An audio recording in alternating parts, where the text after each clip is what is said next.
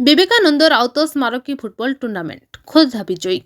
ବୈଦେଶ୍ୱର ଥାନା ଅନ୍ତର୍ଗତ ଅନୁଆରୀ ଏବଂ ଗୋଳଗଣ୍ଡା ଗ୍ରାମ ପଞ୍ଚାୟତ ମିଳିତ ଆନୁକୂଲ୍ୟରେ ଆଞ୍ଚଳିକ ଯୁବ ପରିଷଦ ଦ୍ୱାରା ଆୟୋଜିତ ବିବେକାନନ୍ଦ ରାଉତ ସ୍ମାରକୀ ଫୁଟବଲ ଟୁର୍ଣ୍ଣାମେଣ୍ଟ 4 ଦିନ ଧରି ଆରମ୍ଭ ହୋଇ ମଙ୍ଗଳବାର ସନ୍ଧ୍ୟାରେ ଉଦ୍ଯାପିତ ହୋଇଯାଇଛି।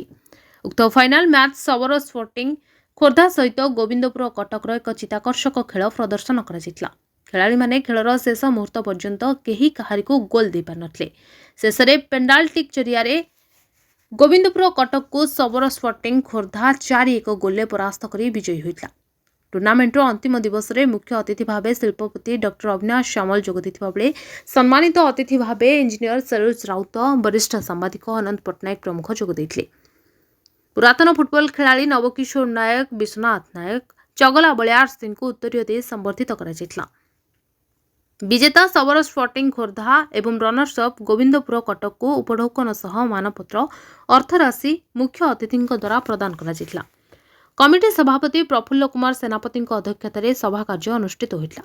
କମିଟି ସମ୍ପାଦକ ରିତୁରଞ୍ଜନ ଛୋଟରାୟ ସମ୍ପାଦକୀୟ ବିବରଣୀ ପାଠ କରିଥିବା ବେଳେ ରମେଶ ସେନାପତି, ମନୋଜ କୁମାର ନାୟକ, ଉପସଭାପତି ପ୍ରାଣକୃଷ୍ଣ ଦଳେଇ, କୋଷାଧ୍ୟକ୍ଷ ପ୍ରଭାତ କୁମାର ବେହେରା, ଚନ୍ଦନ ନାୟକଙ୍କ ସମେତ ପ୍ରୀତିକାନ୍ତ ସାମନ୍ତରାୟ ଉକ୍ତ ଟୁର୍ଣ୍ଣାମେଣ୍ଟକୁ ପରିଚାଳନାରେ ସହଯୋଗ କରିଥିଲେ।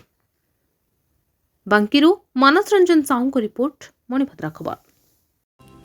ଆପଣମାନଙ୍କର ସ୍ନେହ, ଶ୍ରଦ୍ଧା ଏବଂ ଭଲ ପାଇବାକୁ ପାଥେୟ କରି ମଣିଭଦ୍ରା ଖବର ୟୁଟ୍ୟୁବ୍, ଫେସବୁକ୍ ଏବଂ ପୋର୍ଟାଲରେ ତା'ର ସଫଳତା ବଜାୟ ରଖିଛି।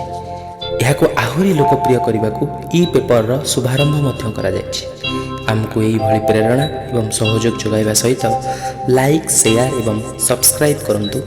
ମଣିଭଦ୍ରା ଖବର, ସମ୍ପର୍କ ଜନତାର।